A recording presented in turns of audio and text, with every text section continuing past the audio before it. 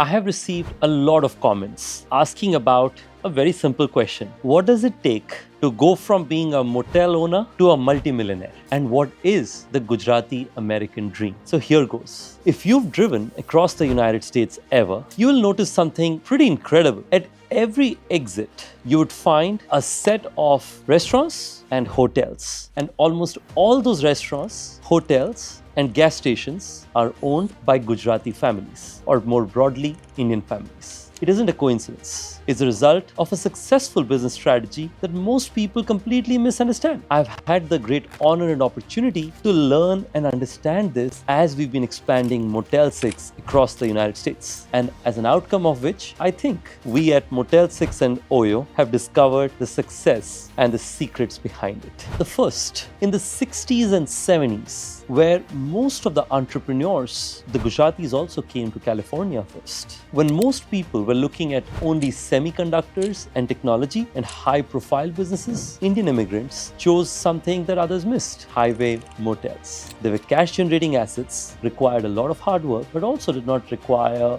significant amount of previous training. These properties required exceptional hands-on management. It required the family to work together, so many hands were willing to support, and long-term thing where you're not looking to make a profit next day. Exactly the values with which our families are brought up with. Build good businesses, become a part of the community, and work with the community for long-term success. Others saw it as a low-status business. What Gujarati families and Indian families saw was a highly cash-generating business which allowed you to become a member of the community and allowed you to succeed with the success of the local town. They weren't just buying hotels, they were buying a foundation of a multi-generational business. They lived in the hotel, cleaned the rooms themselves, cleaned the washrooms themselves, cleaned the back of the house, checked in guests themselves. Sometimes there were guests who were challenging, sometimes there were guests who were great, and they supported and hosted them without any difference at all. This is how they could control their destiny without competing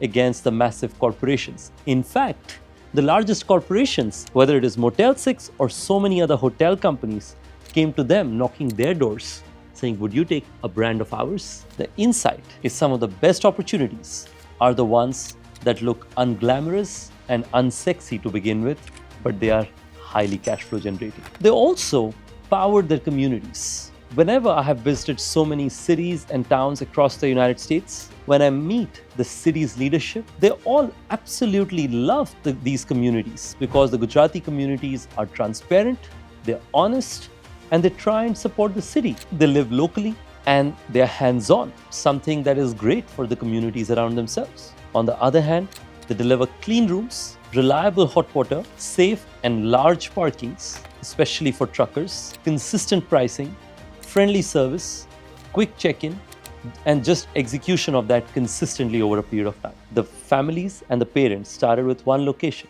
Then came the next generation in the 90s, and they really took it to the next level. Now, those families, a lot of them, now own hundreds of locations with each other. There's quite a few that we have here at Motel 6. Whether it is Subhash Bhai's portfolio, which has over 100 locations, whether it is Harsad Mama's portfolio, which is also close to 100 locations, whether it is Himanshu Bhai's or Jay Bhai's, Kiran's, and of course, Mayur Bhai's, I think a lot of their locations are all now starting to reach 50, 100 or more locations. Started with just one, with the parents and the families giving them the opportunity. And some of these are first generation entrepreneurs, of course. And some of them have translated to from having nothing to becoming millionaires, to now some of them becoming billionaires. So I always say the story of owning nothing in a village in Gujarat and coming to the United States with no resources, to becoming millionaires with a few locations, to becoming billionaires with hundreds of locations is paved with hard work, common sense, and choice of an industry that almost everybody saw, just never pursued. That's the story of the Gujarati American millionaire dream.